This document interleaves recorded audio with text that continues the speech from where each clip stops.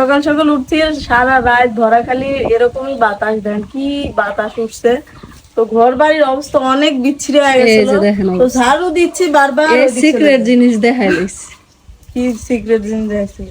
আমাদের ছাগল কিন্তু আমরা এখনো দেখাইনি, এখনো হাইটে আছিল। না না, খালি কম হয়েছে ছাগল আছে, হ্যাঁ ছাগল কিন্তু আছে, দেখানো হয় নাই।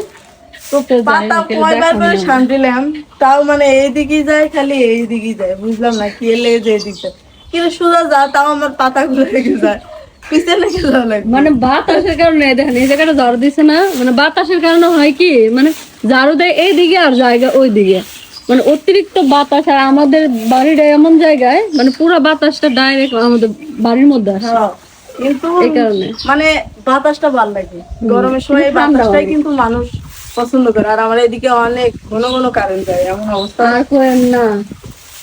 কিন্তু কালকে রাতে এত বাতাস হয়েছে, তাও কারেন্ট যায় নাই, একবার গেছে ধাপ করে আবার চলে আসে। কারণ গেছিল, আমি কই দেবেন, আমি 11:30 ওরকম ঘুমাই। কি কারেন্ট গেছে না, তারপরে ধাপ করে আসে। আমি তো রাত ভরা ঘুম পারবি না, আমার মাথা যন্ত্রণা, আমি করলাম না মাথা যন্ত্রণা করতেছে জায়গায়, ওদের সাথে ভিডিও টিডিও করে আমার এত মাথা যন্ত্রণা করা শুরু করছিল। তোরা থাক, আমি জায়গায় শুয়ে পড়ছি।